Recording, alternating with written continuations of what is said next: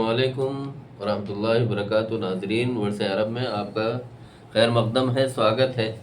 आज हम आपके सामने लाए हैं इस चैनल में हिंदुस्तान में इस्लामी कला, भवन निर्माण कला, फ़न तामीर जिसे कहते हैं, और बिल्डिंग मटेरियल क्या रही है और बिल्डिंग कैसे बनती है, उसकी कला क्या है। तो भवन निर्माण कला के बारे में आज हम आपसे बात कर रहे हैं। और इस सिलसिले में आपको ये समझना होगा कि अरब समाज का बड़ा प्रभाव पड़ा है और अरबों ने बहुत सी दिशाएं दिखाई हैं, ख़ासतौर पर भवन निर्माण कला के सिलसिले में।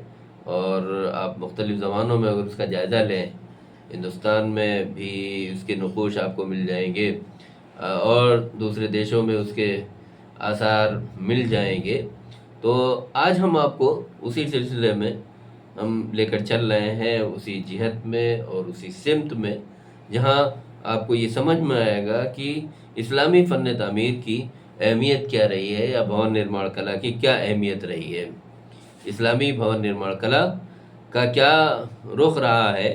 तो हिंदुस्तान जहां मुख्तलिफ़ तहज़ीबों ने कदम रखा है, इस्लामी तर्ज़ तामीर या इस्लामी कला, भवन निर्माण कला का भी बड़ा प्रभाव पड़ा है। और इस्लाम जब बरसग़ीर में दाखिल हुआ, उसी के साथ साथ अरब दुनिया की जो चकाचौंध थी और उसके अंदर जो खूबसूरती थी और जो सादगी थी, वो भी उसी के साथ साथ यहाँ पर आई। और आपको उसकी झलक जो है मस्जिदों के गुंबदों में, मस्जिदों के मीनारों में और मस्जिदों के जो झरोखे हैं उसमें आपको नज़र आएंगे। इसी तरह जो मकबरे हैं, मदरसे हैं और दीगर जो बड़ी बड़ी इमारतें हैं, शाहकार इमारतें हैं, तारीख़ी इमारतें हैं, उससे आपको समझ में आ जाएगा कि अरबी फ़न तामीर की क्या वैल्यू रही है, क्या अहमियत रही है, उसका क्या प्रभाव पड़ा है।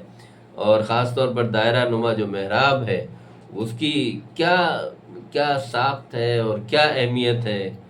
वो न सिर्फ इमारत को खूबसूरती बख्शती है बल्कि उसके ज़रिए एक निशानदेही भी होती है। आप जो महराब मस्जिदों में आमतौर पर होती है, उसमें सिर्फ ये नहीं कि एक इमाम खड़ा होता है, उसके ज़रिए आप ये देखिए कि वो एक भवन निर्माण कला का बहुत खूबसूरत कला है और उसके ज़रिए उसकी सिमतें मुतय्यन होती हैं।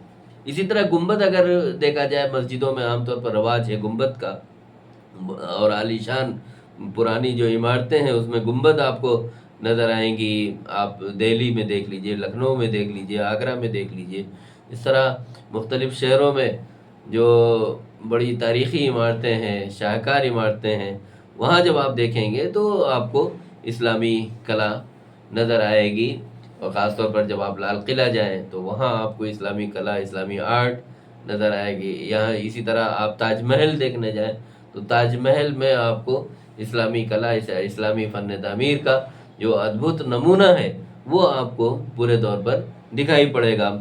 इसी तरह कैलीग्राफी, ख़त्ताती, जो कुरान मजीद की आयतें लिखी हुई हैं इमारतों पर, महराबों पर, दीवारों पर, सुतूनों पर, तो उससे समझ में आता है कि क्या उसकी अहमियत रही है। किस तरह हिंदुस्तान की जो मशहूर मस्जिदें हैं, जामा मस्जिद आप देख लीजिए, दिल्ली की जामा मस्जिद है, और इसी तरह और भी जो शाहकार बुलंद बाला इमारतें हैं उसमें ख़ास तौर पर नज़र आया जाएगा फ़तेहपुर सीकरी, दिल्ली की जामा मस्जिद।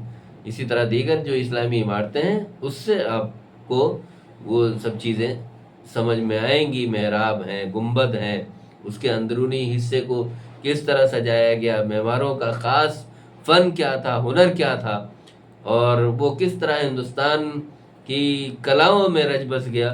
इन तमाम चीज़ों को समझने की ज़रूरत है।